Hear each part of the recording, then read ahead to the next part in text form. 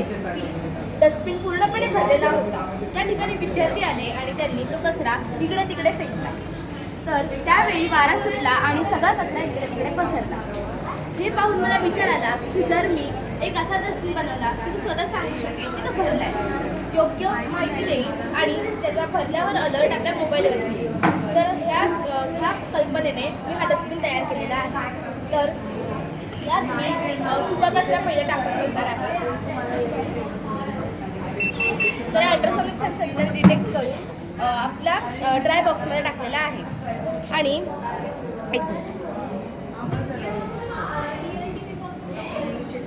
ह्यात मी ओला कचरा आता टाकणार आहे.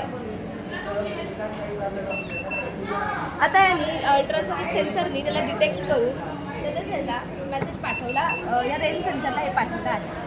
आता हा गॅरो सेन्सर मी यासाठी लावला आहे, ह्या डस्टबिनची सेफ्टी म्हणून हा गॅरो सेन्सर मी बसवला. जर कोणी डस्टबिनला तोडण्याचा किंवा हलवण्याचा प्रयत्न केला तर हा बझर बीप होतो आणि ह्याचा अलर्ट मेसेज आपल्या मोबाईलवरती येतो. Alert someone trying to break the dustbin.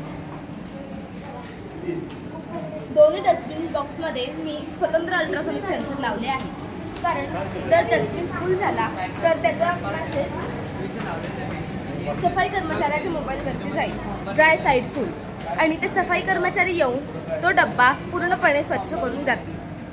आणि या ठिकाणी मी अल्ट्रासॉनिक सेन्सरसुद्धा बसवला आहे, कारण बरेच लोक काय करतात, डस्टबिनच्या बाहेरच कचरा ठेवून निघून जातात. ते होऊ नये म्हणून मी हा अल्ट्रासॉनिक सेन्सर ते लावला आहे.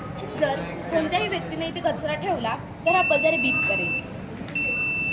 जोपर्यंत तो व्यक्ती त्या ठिकाणाहून कचरा उचलत नाही तोपर्यंत हा बझर बीप करत राहील.